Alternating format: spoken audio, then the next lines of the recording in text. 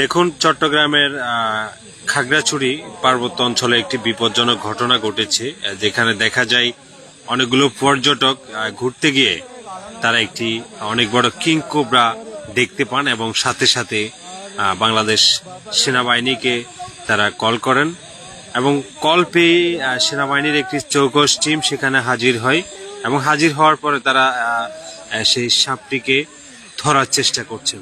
দেখুন দেখুন কত বড় সাপ! ও মাই গড! দেখুন, বাংলাদেশ সেনাবাহিনীর দুজন সদস্য সেই সাপটিকে ধরার চেষ্টা করছে। তো দেখতে থাকুন। আসলে পার্বত্য অঞ্চলগুলো খুবই ও মাই গড কত বড় সাপ! দেখুন, এটা কমপক্ষে 10 থেকে 12 হাত লম্বা হতে পারে এবং কি পরিমাণ মোটা ভালোভাবে একটু খেয়াল করুন।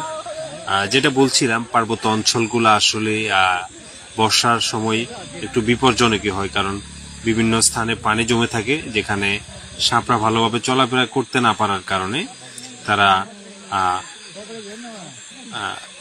লোকারণ্যে চলে আসে, যেখানে মানুষজন বসবাস করে, মানুষের বসতির স্থাপনে তারা চলে আসে। তো দেখুন এই সাপটি কত বিশাল এবং এটা কতটা বিপজ্জনক ছিল।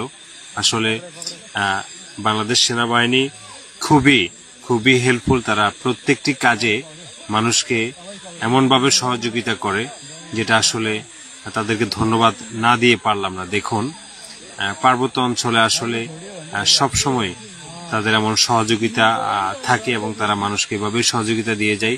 দেখুন, বাংলাদেশ সেনাবাহিনীর পাশাপাশি একজন উপজাতি ভাইও আছে, যিনি সাপটি ধরার জন্য সহযোগিতা করছেন। দেখুন কত মোটা একটি সাপ! এটা হচ্ছে কিং কোবরা। দেখুন কত শক্তিশালী এই সাপটি! ও মাই গড!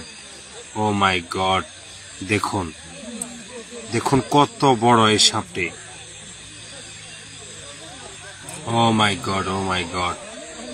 বন্ধুরা, এই একই জায়গায় ইতিপূর্ব সেম আরেকটি ঘটনা ঘটেছে এবং এর থেকে বড় একটি সাপ সেখানে ধরা হয়।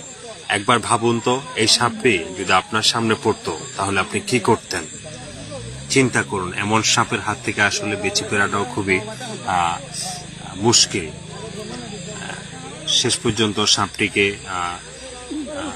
একটি ব্যাগের মধ্যে ঢোকানো হচ্ছে, যেটাতে করে তারা এই সাপটিকে চিড়িয়াখানায় নিয়ে যাবে।